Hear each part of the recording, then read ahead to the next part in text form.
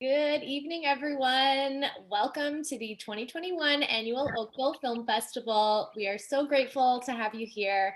I just want to give a quick thanks to Kojiko, our sponsor for tonight's film. Thank you so much for being a part of this and for bringing the film to our festival.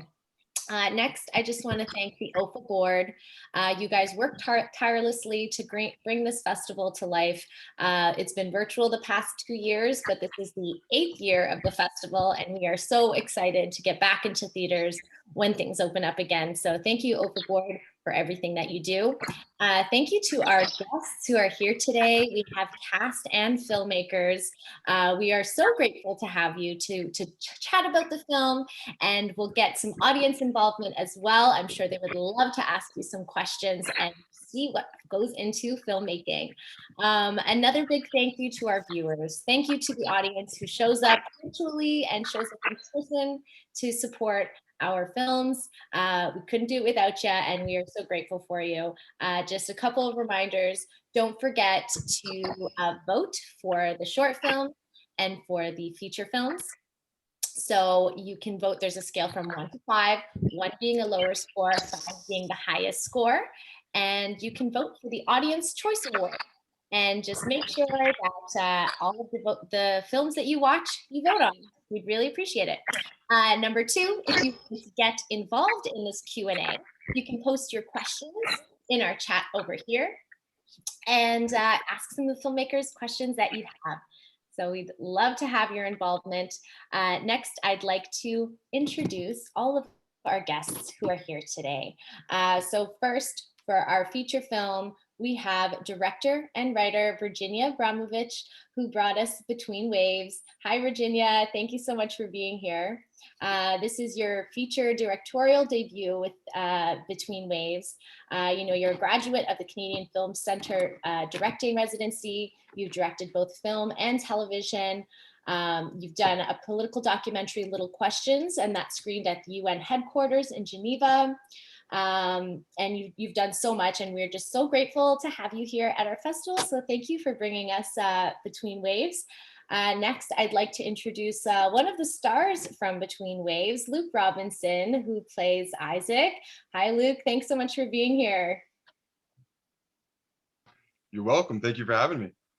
Next, I want to introduce Andy Alvarez, director of Soul. Thank you so much for being here with our festival again. This is another year that you're joining us. Last year, Andy won for the Best Canadian Short Film Award at the Oakville Festival. So welcome back. So happy to have you. Can't wait to talk about your film. Julia Beney is our next guest. She is a producer, director, and co-writer of The Uncanny Valley, so one of our shorts that we got to screen today. And Julia, and you brought Jacqueline with you, one of the co-stars in our film. And we also have Raymond Tong, who plays the investigator in The Uncanny Valley. So thank you so much for the three of you for joining us for The Uncanny Valley. And lastly, we have Wei Lin Chen. Wei Lin Chen is the director for The Connection. You're from Taiwan and you're living in Toronto, and you brought us a really wonderful short film, and we will talk a little bit about that. So thank you everyone for being here. We're just lucky to have you. Why don't we start off with the inspiration? Maybe we'll start with Wei Lin Chen. You brought us a beautiful story about cell phones and how we become our cell phone almost. Now tell us a little bit about the inspiration for this. I think in the beginning, the ideas come from a photo book, Tokyo Nobody, which is a masterpiece of Japanese photographer Masataka Nakano. And I was shocked at that time because in that photo book, there's no people on the street. And it's Japan, Tokyo, which has been known as one of the crowded cities in the world. So I was wondering why there's no people on the street in the daytime. Yeah, I think that is the inspiration for me. Yeah. Yeah, and it was a short film, but it packed such a big message. And I think we forget that we are all people, and we get sucked behind our phones, and it can take you in. And it was just a really, really well done job with the animation and everything. So thank you for bringing that. Thank you. Did you have some challenges with bringing this animation? Yeah, of course. It's my first time to doing character animations. I was a motion graphic designer before, so most of them I didn't do too much about character or even character animation. Yeah. Well, you did a great job. I think, for young filmmakers to see this, they can see, it doesn't have to be a full feature. Starting off with shorts is a great way to start. And if you have that itch to create, you can do it. And so thank you for sharing that and submitting to the festival. Thank you. Andy, why don't we talk a little bit about Soul? Such an interesting concept. This mother trying to protect her daughter. It's this futuristic time. Tell us a little bit about setting the film in the future. So I think the initial start of the idea for Soul was, as a millennial, I'm kind of scared of what the future of what my children will look like, in terms of the climate change. And this was filmed and written pre-COVID. So a lot of the biggest questions were, well, what are we going to do to stop climate change, before we were all focusing on COVID.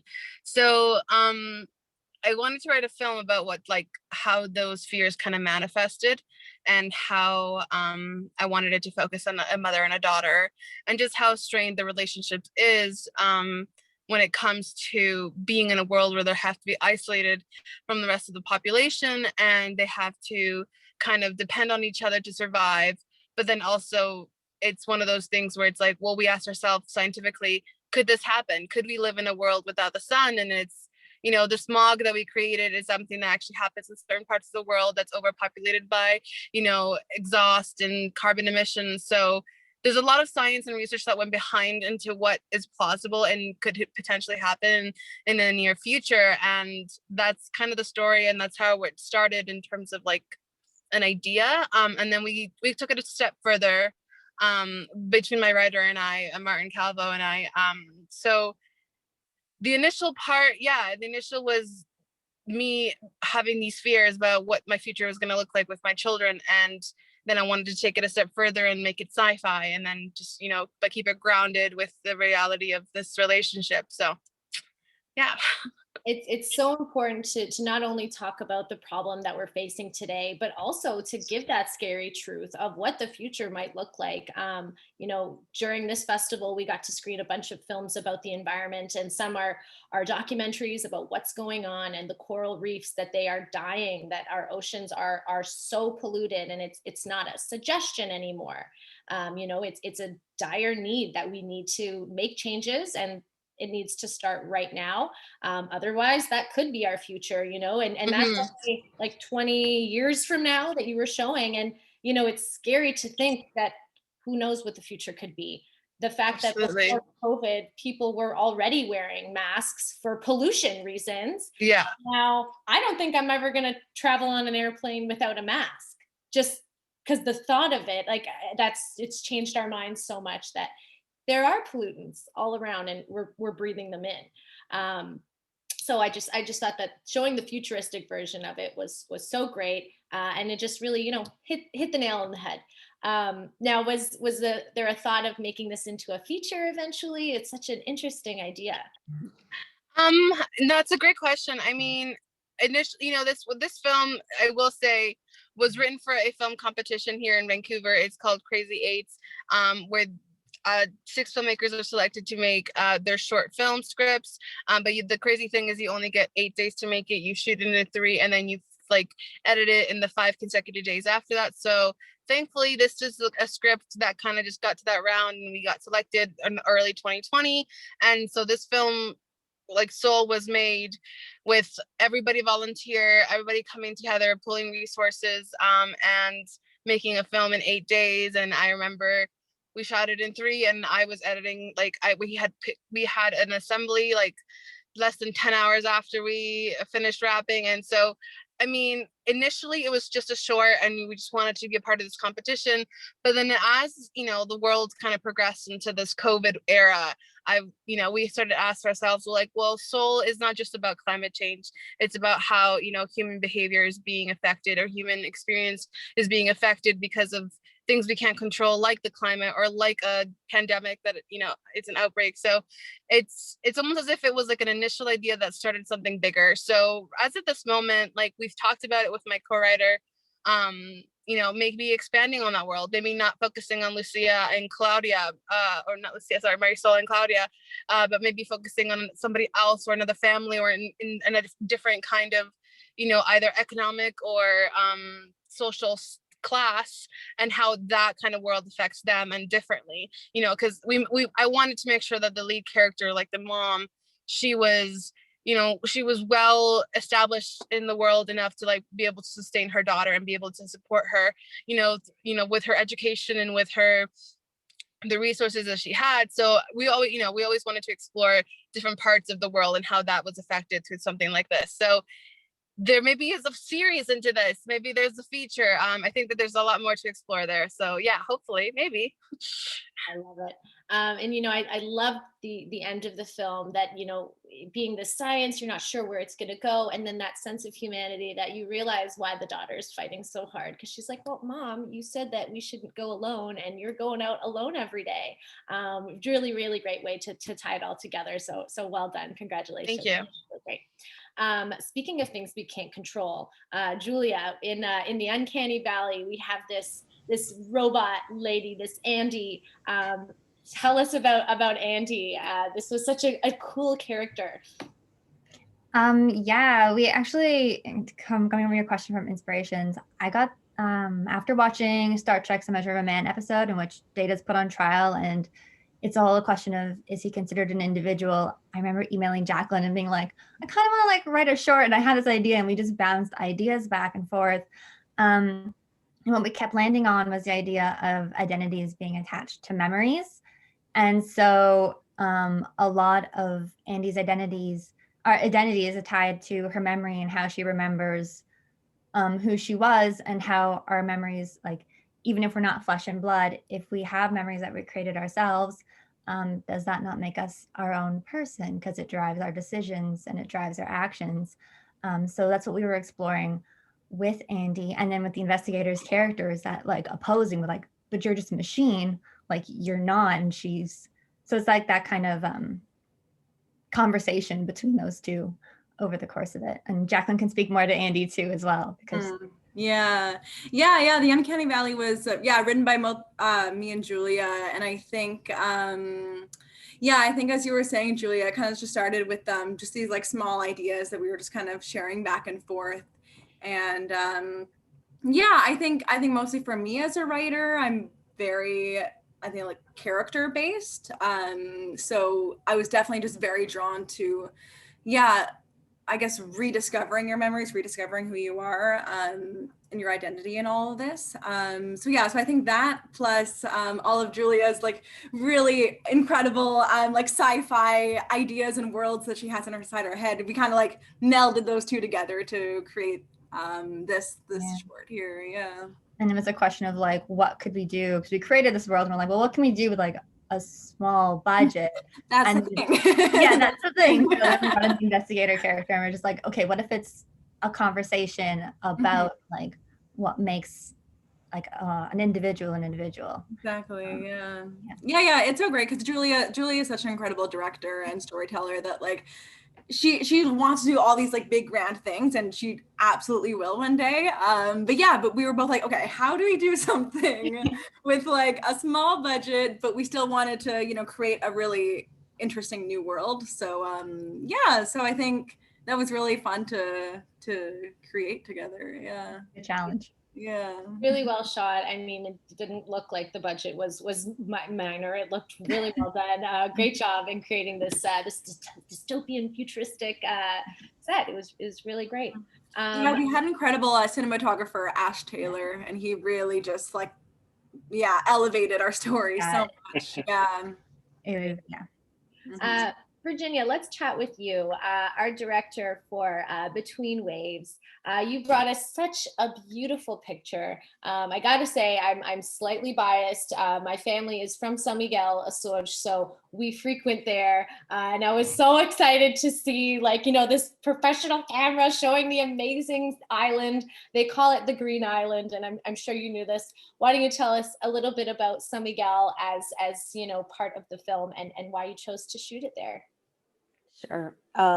So my husband's family is from there.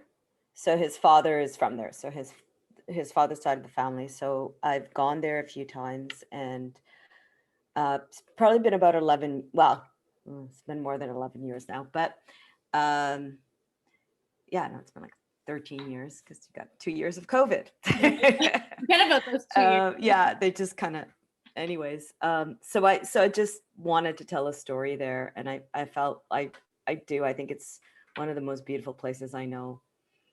So yeah, so it was. Well, thank you for sharing that part of your, you know, part of your family, I guess, that you wanted to showcase it as well. And I think, you know, the theme of it being centered around grief. And I think there's a lot of water analogies with grief, and that, you know, there's the waves of grief. And, you know, there's that famous quote that grief is like a shipwreck, and you're staying afloat. Sometimes the waves are bad, sometimes the waves are good. So was this inspired by you know, grief that maybe you had, or you just wanted to tell a grief story? Yes, definitely. There was grief that I experienced, and I actually found the island helped me. It just felt healing. So that was part of why I thought this story is why the character Jamie had to go to the island and be healed there. So that was part of the story. Yes, in my own, like, and also there's that tied into that is the feeling of guilt. So dealing with guilt and dealing with choices. So that was sort of all intertwined into the story. Absolutely. Luke, maybe we can chat with you a little bit about playing that role of Isaac. You know, such a complicated character. You know, you're not sure if he's good, you're not sure if he's bad, you're not sure what's going on, what's reality, what's not reality. Tell us a little bit about that experience playing, you know, there's so many roles in one. Yeah, it really made me dig deep. So like you said, and I don't want to give anything away for people who haven't yet been able to screen the film or seen the film, but yeah, I did have to dig deep because Isaac's not the same every day. Isaac's got layers, you know, he's like an onion.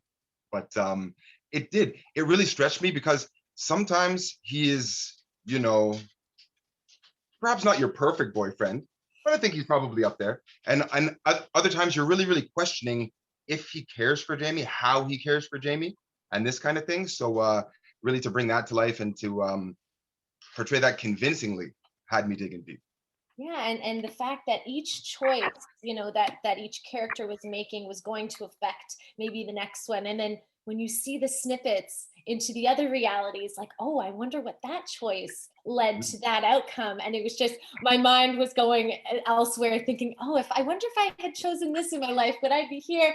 And, you know, I think we all did that this year, thinking about, you know, maybe I should just go out and not listen to the rules. Would that change anything? So really, really cool that the film can make you feel that way. Virginia, let's talk about the water scenes. We've had a few films during this festival filmed underwater, and you know, there's so many challenges that come in that. Why don't you explain a little bit about shooting underwater and the things you can experience? Sure, and actually, Luke would be even better to talk about it because he's the one that went underwater. I stayed above water and gave directions. So it was I mean, there's two things that we shot. We shot in the ocean in open water, and that was probably the hardest part of the shoot. And it was, I think, out of all the things we did, one of the more dangerous things. So we had our hero boat which had Fiona, the main actress, and our director of photography, the whole film is shot on the Ronin. So he's actually strapped into this Ronin, and my producer Alex gave him his pocket knife and said, if you're going overboard, just cut it off, because it's not like. So, and we had a diver that was with us, and we had a safety boat and a crew boat, but it was all locals. It was all like it was just great. Like everybody just came out and helped us make this film. So that was really cool. The other underwater stuff, which looks like the ocean, was actually done in Toronto when we came back from the shoot. And that was done in a pool. And Luke could probably talk more about that experience because he went underwater and did that over and over and over again. Tell us about that. You looked so calm and serene, and I'm sure filming extended scenes underwater, it's not so calm after a while, right? I was just acting. So it was really cool. It was cool on so many different levels. Like Virginia said, it was filmed in a pool, but I bet you could never tell. And it was really, really cool methods. I have no idea who came up with the methods, but whoever did was a genius, because it was really, really cool methods that they used to get, that rolling look of like the surf and all that kind of when Isaac and Jamie are underwater, kind of not really circling each other, but they have that moment underwater.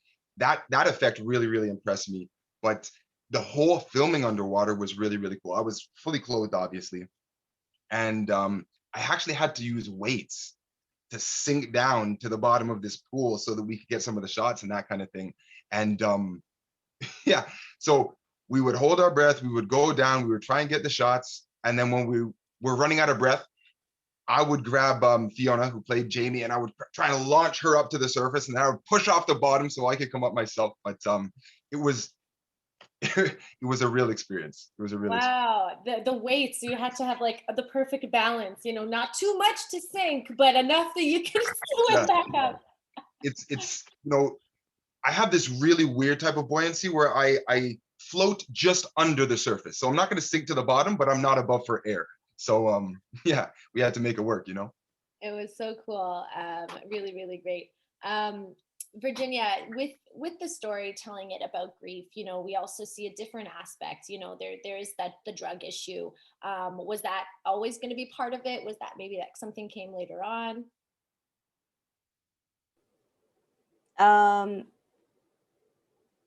I'm trying to think when that came into the story, because I co-wrote it with Catherine Andrews, and that was about a 2-year process where we worked on the script. And it was partially, I think, the story also questions Jamie's sanity. And so, and whether it's actually happening or not, right? So it was one of the sort of devices to throw the audience and throw Jamie off balance. So, is this really happening? Is it the drugs that are interfering? There's sort of several different layers of things that are going on. So it was just a way of playing. I almost forgot about that at one point, and I was like, oh my God, they figured out how to cross between planes. And I completely forgot about that, that there was some substance involved, but they were so believable in those moments. And the Miguel character, he was an interesting part. Was he inspired by someone that was like the local to help carry her through the grief, or maybe, someone in your life that helped carry you through grief? Not personally, but in the story,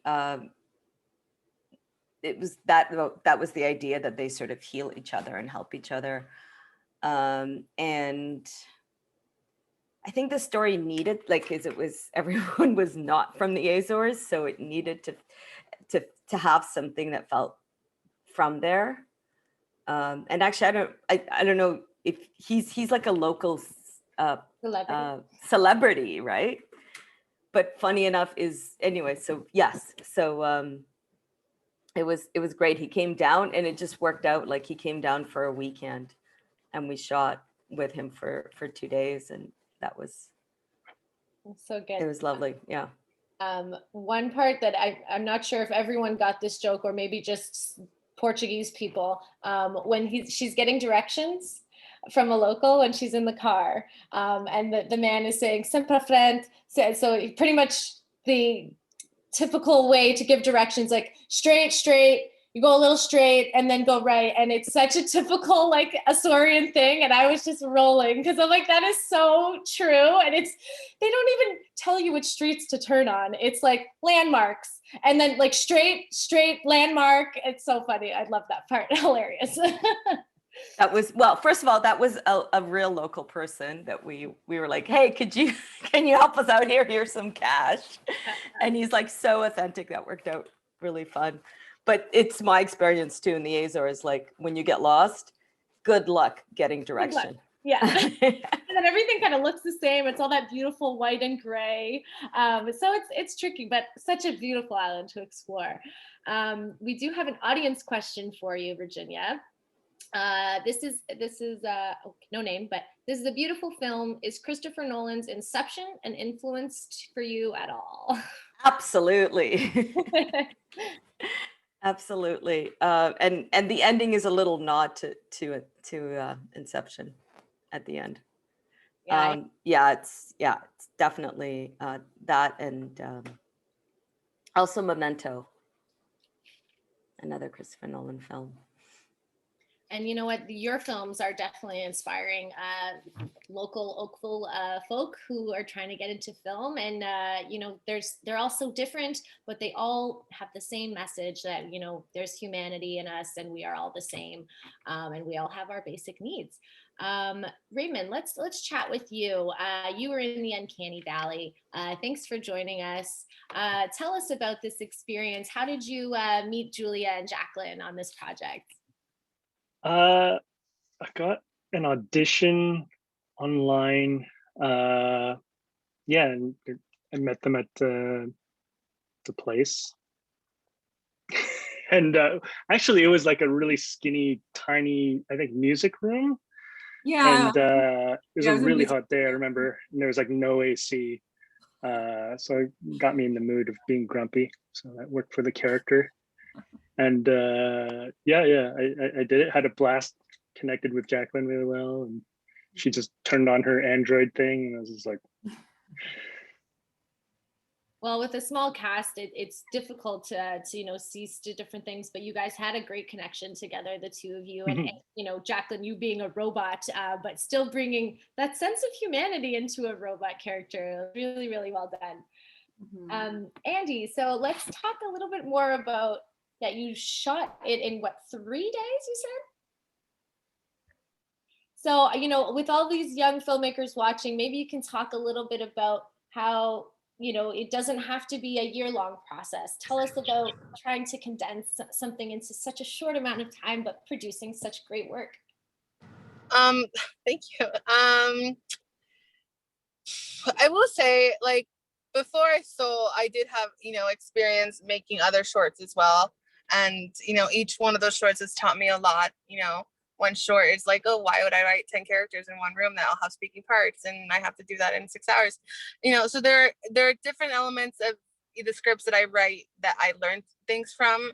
And from Soul, there was a lot of, I'd never done sci-fi. There's a lot of special effects that we had to do in front of the camera that we didn't have time for in post.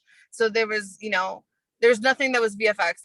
Everything else was just done practically. And it takes a lot of planning. It takes a lot of I guess, like, also planning for the worst and making sure that you have backups. And I guess, for those of you starting out and thinking, like, I want to make something, like, you can, it's very simple, and it's very, and the biggest thing I would say is, like, think about your story and how you can make it happen, and think about creative ways to show that, right?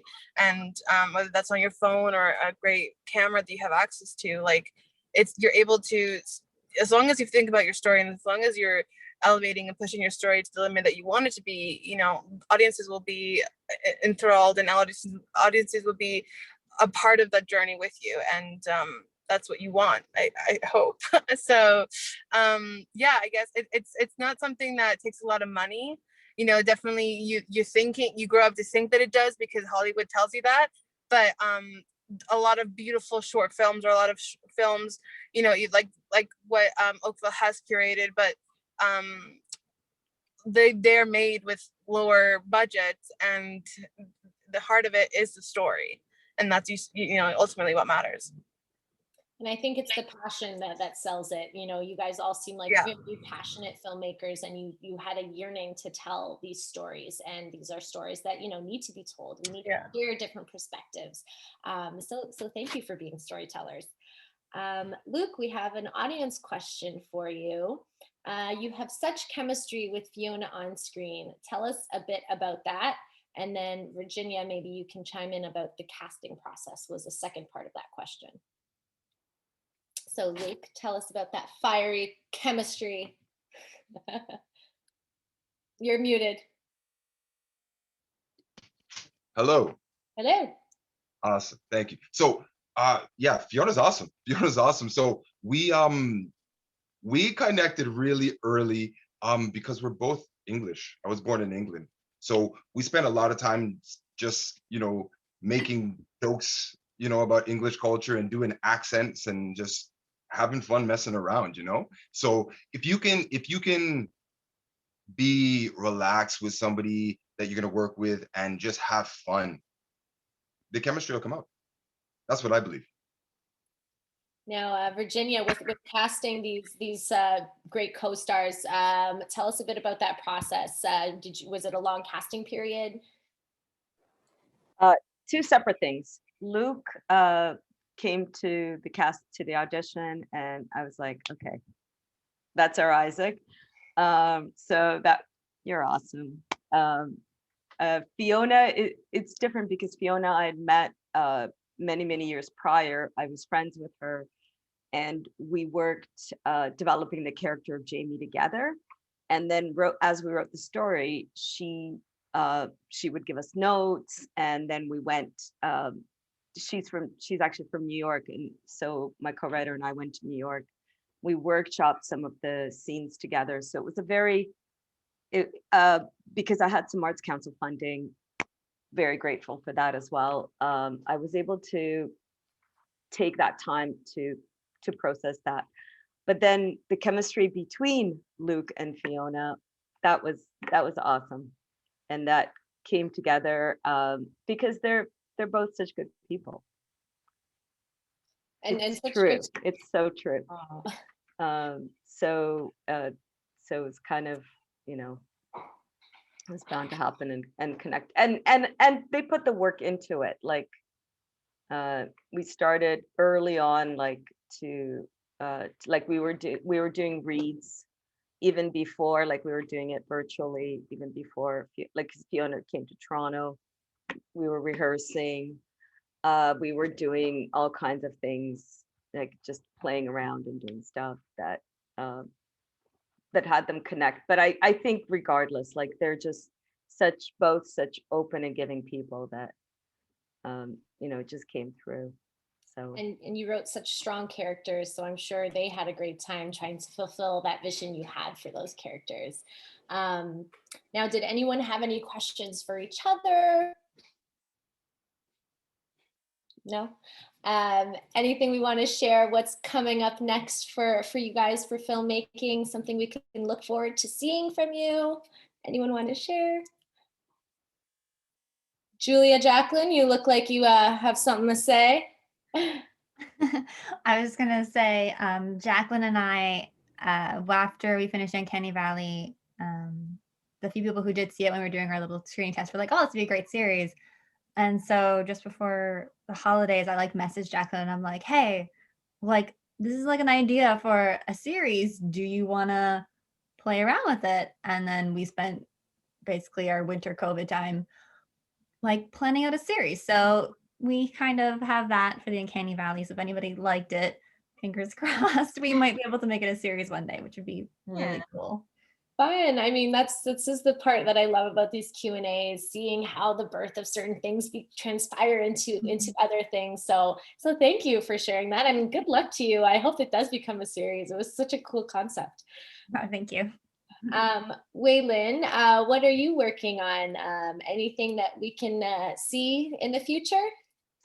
Actually, I'm doing kind of the upgrade version of the Connection because Connection is my I just graduated from Sheridan College this year, so I have to make a short film in just 3 months. So my original story is kind of around 1.5 minutes, but I have to cut it down. I didn't have much time to do it, so in the end, the Connection just had 45 seconds. And right now, I'm doing the upgrade version, the original version. Yeah, but I think I will upload it on the Vimeo in the near future. Excellent. Well, we look forward to seeing that. Good luck. I mean, you're such a talent for animation. So can't wait to see more of your work. Thank you. Now, COVID's been rough on us. Did anyone want to share something that you are grateful for that you learned during COVID? I'm grateful that I knew how to cook, because that it's shocking that there are many who don't know how to cook when it's something you do every day, but I'm so grateful that I could enjoy not eating takeout every day. I think time to write. I was writing a lot during the quarantine. And Jacqueline knows this because I was sending her scripts. But I like that because I have a script that I was able to put into a competition over the course of COVID. And then I have another one I'm like playing around with. So I think that was something good kind of that came out of Absolutely, quarantine. that's good. Yeah, I don't think Julie and I would have had the time to write a full-on series if we were living, the kind of same busy lives that we were before COVID. So that kind of helped. Well, you know what? As much as we didn't like these past 2 years, there was good and bad from them, and we are stronger for it. And you know what? We're grateful that being virtual, we get to chat with you who are from all over, and we're just so lucky to have you guys. So, oh, do we have one more question from the audience? Oh, here we go. The sci-fi genre and COVID. It seems like there are a lot of films in the genre through COVID. Was anyone want to speak on that about sci-fi and the world we're living in with COVID? I think it's the perfect escapism vehicle. There's so much like post-apocalyptic stuff, which seems to be very popular right now. But personally, I'm drawn to sci-fi, like Star Trek, hopeful kind of future stuff. Feels refreshing. And I think seeing, the state of our planet, our brains do go, well, if we do destroy this one, are we going to have to go further? Where are we going to go to fix it? But that's the power of film. You learn so much, and you can think in different ways and grow. So thank you to everyone who's here today, who shared our stories.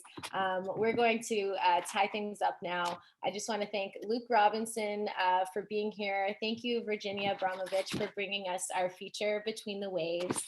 Thank you, Julia and Jacqueline, for writing The Uncanny Valley, an amazing film. Thank you, Raymond, for joining us from The Uncanny Valley. Wei Lin Chen, thank you so much for bringing the connection to us, something that we all feel we got to turn those phones off sometime and remember that we are individuals and we aren't our phones. And thank you, Andy Alvarez, for bringing us Soul. Thanks for joining us at the festival again. Julie and Jacqueline, you were here as well for A Girl, a Boy, and a very, very, very long road. So thanks again for joining the festival and for being here. We're so grateful to have you. Thank you to Kojiko, the sponsor for this film, and thank you, our viewers. We really, really appreciate you. And that is a wrap for me on the 2021 Oakville Film Festival. There's still one more day tomorrow. Tyler Collins will be taking over. We've got a couple great more films for you, and we look forward to next year seeing you in person. So thanks everyone for being here, and have a great night. Bye, everyone. Thank you. Thank you. Thank you.